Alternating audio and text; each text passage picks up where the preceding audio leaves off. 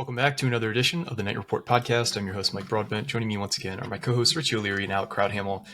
Part 2 of today's podcast, we'll be discussing the visitor weekend for the weekend of June 6th. Rutgers will have quite a few committed players on campus, but also about a dozen uncommitted guys. So we'll get into who those players are. But first, I'm going to just share my screen here and show who's visiting, who's committed to Rutgers and uncommitted. So some big ticket players. Dyzier Carter, I think he was the first committed to the class, if I remember correctly. The 4-star out of Virginia. Sidwar was, and then Carter committed like 2 or 3 weeks later, if I remember correctly. So the slot receiver, Dyzier Carter, out of Louisa County High School in Mineral, Virginia. Elias Koch, who is the receiver prospect he's listed as an athlete. I think Rutgers is bringing him in as a receiver, 6'2", Harrisburg commit. The 4-star offensive lineman Jared Smith out of Georgia. Recent commit Cameron Green, the tackle out of St. Augustine Prep in South Jersey. Whitey Collier, the 6'5" edge out of Newman Garati. For now, I think he's going to be he's already announced he's going to be at a different high school. I think you alluded to St. Francis, right, Rich? Yeah, correct. Nothing is official yet, but that's more than likely going to happen. Okay. And then Chris Hewitt Jr. finishes off the committed player who are going to be on campus this weekend.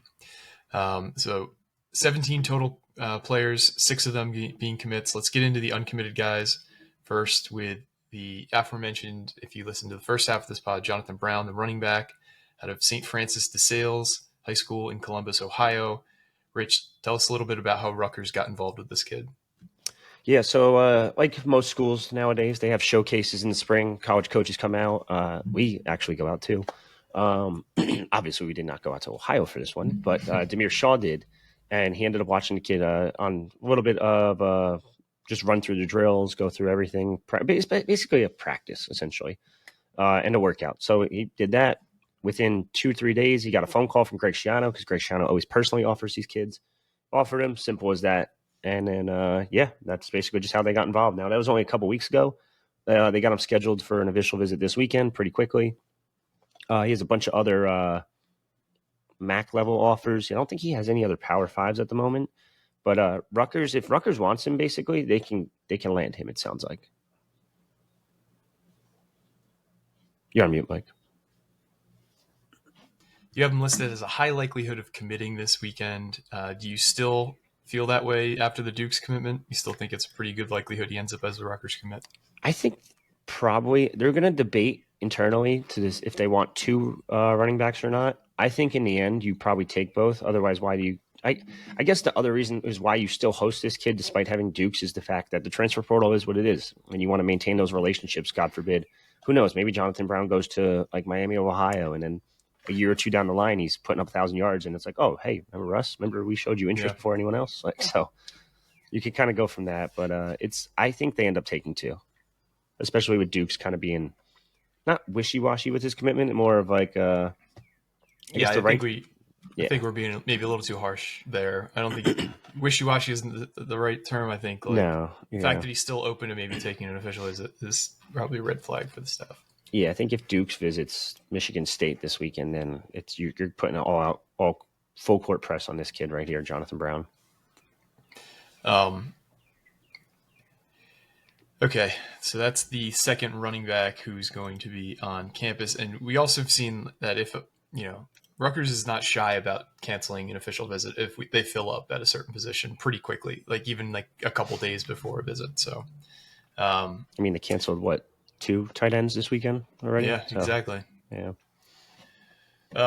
Next up is Jesse Moody, who's a fairly new offeree, if I'm remembering correctly, within the last few weeks. I don't think so. February? Maybe it was that didn't he just schedule this visit recently? Like within the last... Maybe I'm just tripping. I don't know. But he's a 6'6", 290-pound offensive tackle out of Imhotep Charter in Philly, huge talent producer in Philadelphia. He's also got an official visit scheduled for Maryland the following weekend.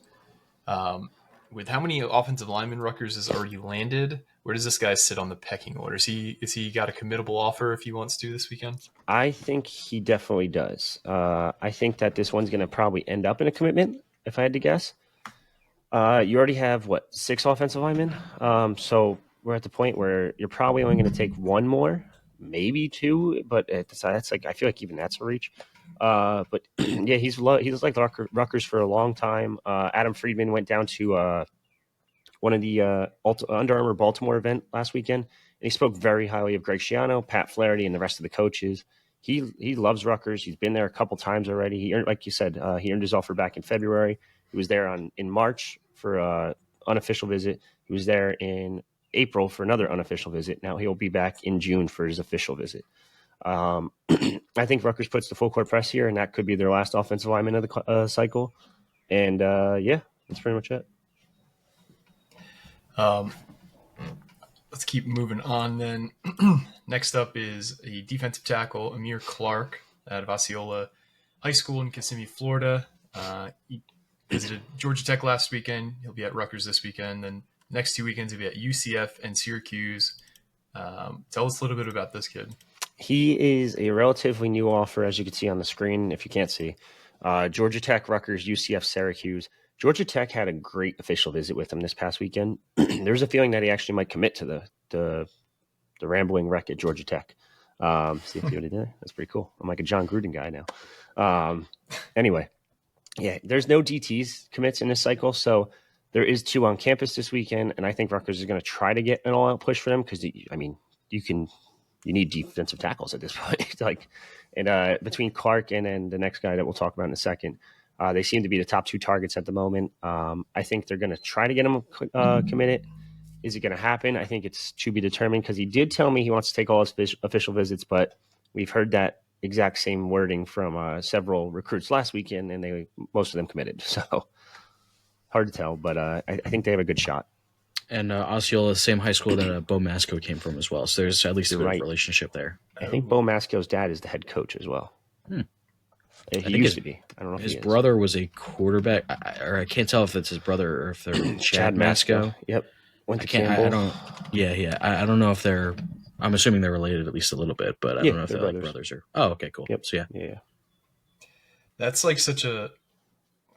I think I'm not saying Schiano goes specifically after guys whose dads are coaches, but if you can get a guy on your team who has a really good experience, Bo Masco, everything is indicating he will be eventually an NFL player if his trajectory continues the way it has. Yep. Like Osceola could potentially be like a feeder program for Rutgers for the entire time that Masco's dad is the head coach there. So great to see that pipeline is continuing. Maybe not a pipeline, but that great relationship is continuing. And it's an important one too, because I mean, Osceola, they've put together a lot of Power 5 players or Power 4 players as well over the years. That's absolutely. Offensive coordinator, quarterback coach for the high school. Just FYI. Yeah. All right, let's talk about the next guy who's going to be on campus, Germaine Pulk from St. Francis de Sales High School in Toledo, Ohio. He was also at Georgia Tech last weekend. Is this a... Let me just double check. You might have copied that. Yeah, I messed up on that one. That's all good. So he was at Boston College last weekend. He'll be at Rutgers this weekend. The following weekends, he'll be at Iowa State on the 13th and Iowa on the 20th. So a ton of P4 offers for Germaine Pulk. He's a 6'3", 275-pound defensive end. Tell us a little bit about Pulk and how do you think Rutgers is standing in his recruitment?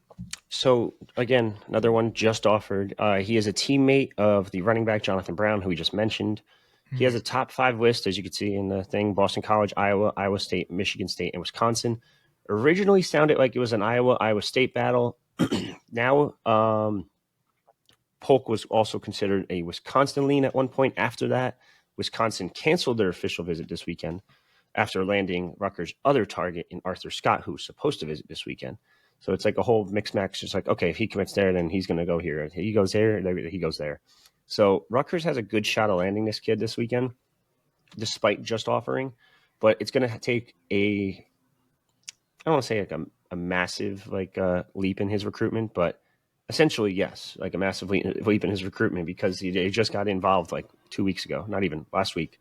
The offer came last week or earlier this week. I forget what it was. It was very recent, and they just want to get him on campus, and they got to be able to sell the program immediately because again, they need defensive tackles badly. Yeah, and he's listed as a defensive end. Are they looking at him as a defensive tackle? That's I don't know why that's that. It's supposed to say defensive tackle, but Okay. I have to get someone else to switch it. I don't have the permissions to do so. And plus, I mean, 6'3", 275. That's just do the math. Yeah, that's pretty bulky for a defensive end in high school. So okay, good to know. They are certainly casting a wide net for defensive tackle, and sometimes it's just bad luck. Like they're recruiting pretty well every other position. This is the only one that they haven't found a way to get a commit yet. You feel good about them landing him? I do. I think the fact that he canceled the Wisconsin visit tells me basically, and he was a Wisconsin lean technically, tells me all I really need to know. I think Jonathan Brown, if he commits, might end up pushing the needle a little more and being like, hey, I have a friend there now, so we can both go there together and see you guys in January, hopefully. All right, let's keep moving on here. Next up is Justin Edwards, the 6'2", 205-pound linebacker out of Edgewater High School in Orlando, Florida. He previously visited Syracuse last weekend. He'll be at Rutgers this weekend. And then Kentucky next weekend and UCF on the weekend of the 20th. Tell us a little bit about this kid and where Rutgers stands in his recruitment. Another one came to campus, what was it, April, I think it was, for a visit. Really liked everything about it. That's basically been the MO for most of these recruits. It's, hey, they go to a spring visit, they check it out. Maybe they do also a junior day visit in like January, February. And then they schedule their official visit and then come back to campus. He's an interesting scenario. It sounds like Kentucky really wants him. Miami also just offered. I think if Miami pushes, it's going to be really hard to beat them. But as of right now, he's not going to visit Miami. Could that change down the line depending on how Miami's board fizzles out? Yes. But as of right now, I don't see Miami as a super threat, but there's someone to just watch. I think Rutgers has a chance to end this weekend. He spoke very highly about the Scarlet Knights when he visited back in, where was it? Late March. I think it was like the first spring practice visit. So we'll wait and see what happens. But I mean, Missouri's monitoring him. I know some others are really like, a couple SEC schools are just keeping an eye on him just in case they just strike out elsewhere at linebacker. So I think Rutgers would like to get this done and like to wrap it up this weekend. Does it happen? I think there's a shot. I'm not going to say definite, but I think there's definitely a shot. And I think this would be a good school to get involved with as well. They've had their fair share of pretty highly touted recruits. I mean, you got a guy also in Carl Joseph, who many years ago, but he ended up going to West Virginia in the NFL. They've had their fair share of 4 stars, even a 5-star here and there as well. So their 1 5-star was back in 2008. Michael Brewster, offensive lineman, went to Ohio State. So this seems like another high school that would be pretty good idea to get involved with down in Florida, which we've seen Rutgers do very well with, particularly Schiano. So, yeah. Fun fact, Carl Joseph, if I'm reading this correct, he is the, what does it say, head coach or head director of the NFL Academy in London, who Rutgers just offered 2 guys from on Wednesday. Interesting. Yeah. I don't know if I would call that a coincidence, but that's a funny timing with things. Yeah, very, very weird. How does one become NFL Academy head coach or head director in London after being like from Florida your entire life, going to West Virginia, playing in NFL? Playing in the NFL, I mean, sure yeah, helps. I guess that helps, but playing in Pittsburgh, like just nothing to do with overseas, and you just decided, hey, I'm going to be the guy. Yeah, I don't know. That's a good question. It's a crazy one. Anyway, let's continue on here. Latril Noel. What a name that is. I love saying that name. Latril Noel. I hope he ends up here just for the name. But he's at a Loomis Chaffee High School in Windsor, Connecticut. I believe he was a Coastal Carolina commit until about, yesterday when he was on campus and camped with Rutgers, and he scheduled an official visit pretty quickly. This has very Daryl Jabome vibes, where you just don't want to let the kid off the campus. Is that the vibe you're getting too, Rich, where like they saw him in camp, were blown away, and they just felt like they needed to kind of wrap this up as soon as possible? Yeah, basically. I was actually going to go to this camp. Then I heard there was only like 100 kids, and I was like, I don't know. And I heard it was just going to be okay. And And then, of course, this ends up happening, and he gets an offer. But yeah, no, he camped in front of the staff. He's 6'3", 195 pounds, a little on the skinny side if you watch him, but tall, lengthy cornerback prospect that Greg Schiano loves. Now, he plays a lot of safety on his tape, so mind you, he's going to be a DB regardless.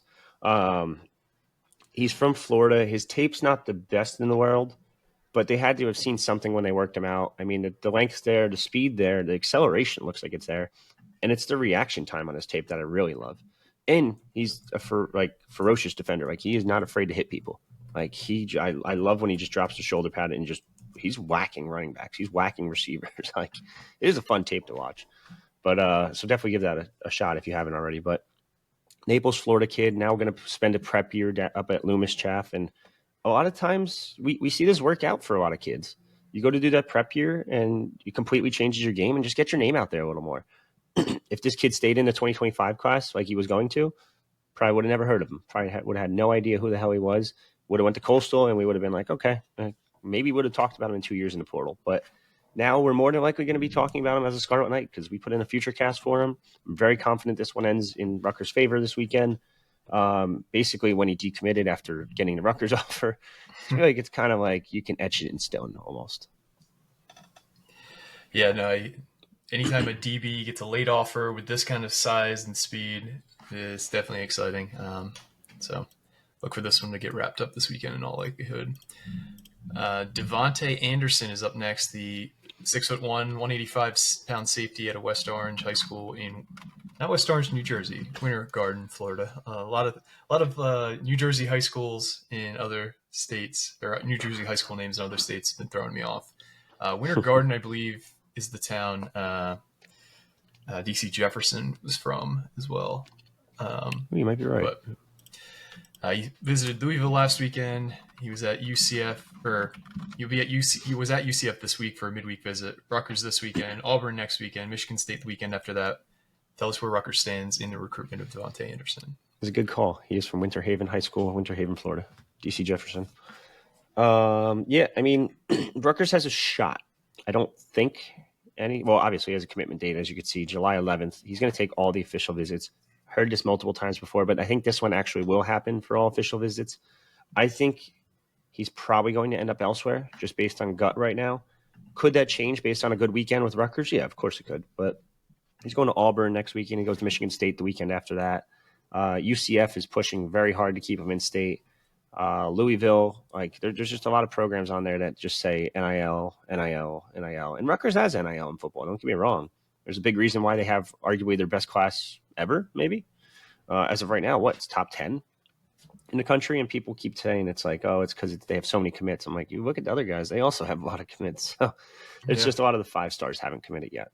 Is it going to stay top 10? Absolutely not. Is it going to stay top 12? Probably not. Is it going to stay top 20, top 15? And there's a chance. But either way, going back to Anderson, I don't think this one ends up in Rutgers' favor, but he did like his visit back in April. He's coming to campus for the second time ever, so we'll wait and see what happens. There's always a shot. I do think he's going to stick to that July 11th date regardless, no matter what happens. But July 11th from June 6th, that's a long ways away from official visit. So the longer you get away from the visit, the more likely it's probably not going to happen. Gotcha. All right, so not much of a chance of commitment there from coming out of this weekend, but It sounds like Rutgers is definitely in it with his recruitment. Yep.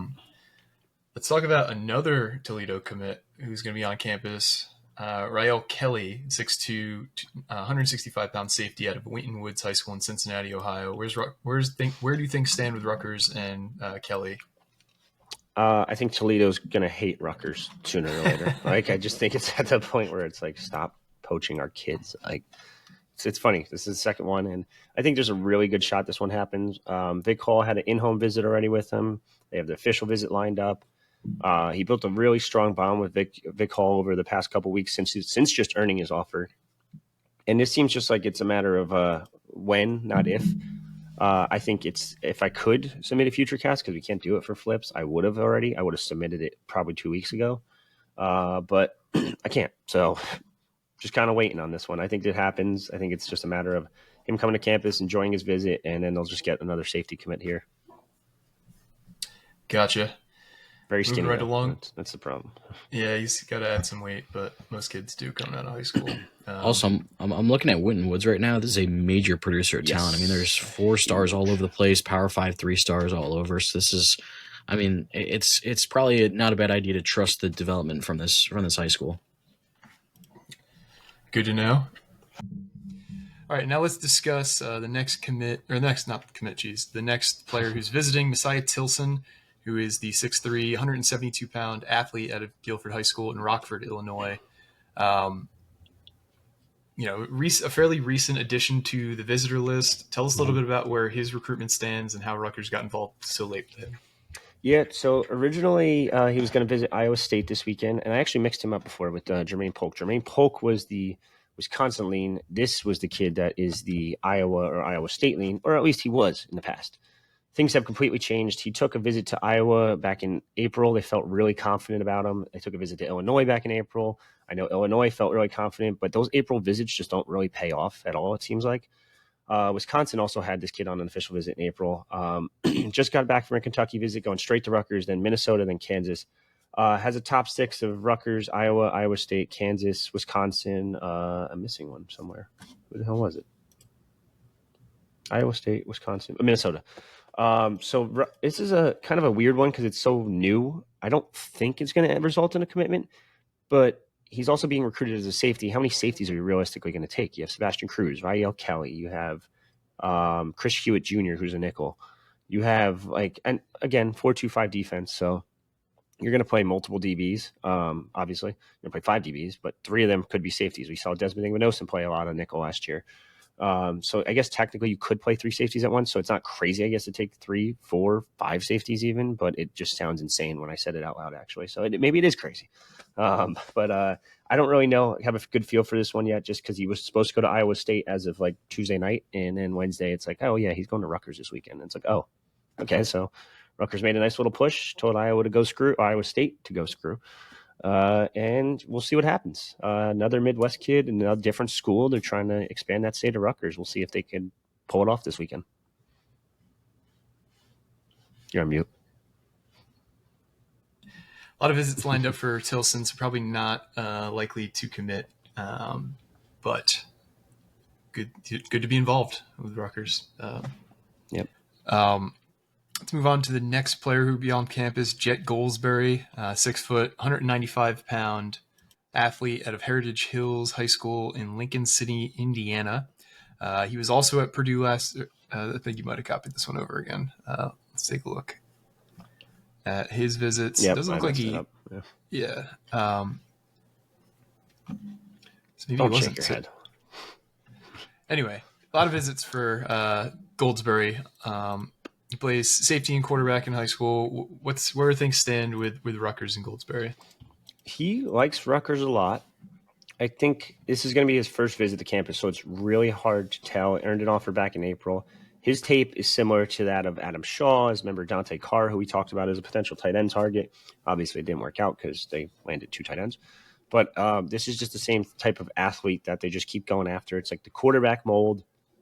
And they're playing quarterback because they're the best athlete on the field. Yep. But this is another safety target, and this is where it goes back into the safety argument. It's like, okay, who's going to be next up? Because you got Chris Hewitt, you got Sebastian Cruz, you're probably going to get Rael Kelly. How many safeties are you really going to go add out? Are you going to add 5 safeties in the class? I feel like that's kind of crazy to do. Now, mind you, it's a 4-2-5. You're probably going to put at least 2, if not 3 safeties on the field for most of the time. So you can argue that. He is a Purdue legacy, so that's really the one to watch here. He's not deciding till July 7th. He's pretty adamant on that. So we'll wait and see how that plays out. But I think they have a shot. I think Rutgers built a pretty good relationship with him. We'll just kind of wait and see. But the Purdue legacy thing, I mean, I know Purdue's not great. And they haven't been great in recent history, I guess, after Brom left. So we'll wait and see how it kind of plays out. But an official visit this weekend could not seal the deal because he's not committing anytime soon, but could help Rutgers in a big way. And we'll wait and see in July what he decides to do. I think one thing you said kind of stuck out to me, where you mentioned he's that similar kind of athlete to a guy like Adam Shaw, where just get the athlete because he's the best athlete on the field. And obviously Vic Hall is the main recruiter because he's the safeties coach and he's a safety target, but also Zach Sparber involved as well. And that's kind of the MO for what he's been going after in this class, talking about guys like Joey Kopech and Adam Shaw as well at linebacker. So it's interesting to see their process kind of play out in real time. Goldsbury is the last player scheduled to visit, so we've gone over all 17 players who will be on campus, the 6 committed and the 11 uncommitted. Let's set the over-under for, and we'll specify here. The over hit easily last weekend. I think we set it at 4.5, and we ended up getting 8 or 9. 9, actually, after this morning. Within 1 week of the visit ending, how many commits do you think we'll have? Over, under, let's set it at 3.5. Rich, I'll let you go first. I'm going to say over because Jonathan Brown, Rael Kelly. Brown's the weird one because you could take him, you could not take him. It really depends on how they feel about a second back. Rael Kelly's almost like a lock. Latril Noel's like a lock. I think they get one, if not both DTs. So I think it could be another fun weekend for Rutgers. Alec, how about you? Over, under 3.5 commits? Yeah, I'll take the over as well, and then also factor in a guy, Richie. I'm not sure if you mentioned him in your in your over prediction, but also a guy like Jesse Moody could commit as well as someone that's been high on Rutgers throughout the process. So yeah, I'll take the over 3.5 on that.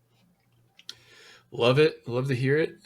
This class is rapidly filling up, and as we saw last year, the whole class of 2026 might be essentially done by the time July rolls in.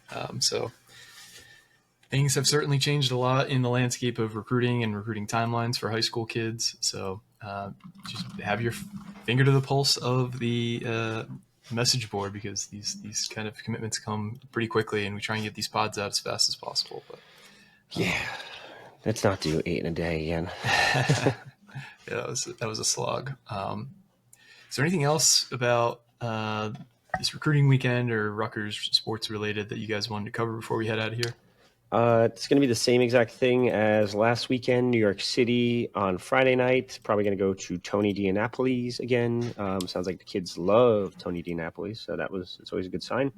And then to beach on Saturday. We'll see if the weather holds up, knock on wood. Looks like it's going to, so it might even be nicer than last week, to be honest. So, yeah, same plan as last week. We'll see if that same plan ends up resulting in the same amount of commitments. Yeah, it's looking like it's going to be a pretty nice weekend, so hopefully they're able to enjoy the beach. But, yeah, that's all we got, guys. Stay tuned to the boards and your podcast feeds because you never know when we're gonna have something new to drop into your feed. Did we lose Mike? You might have lost me there back for a second. But, yeah. All right, well, thanks for listening, everybody. We'll probably be back on either Sunday night or Monday morning to go over how the weekend went. Probably have a few commits to talk about. But for me, Richie, and Alec, this has been another edition of the Night Report podcast. Signing off.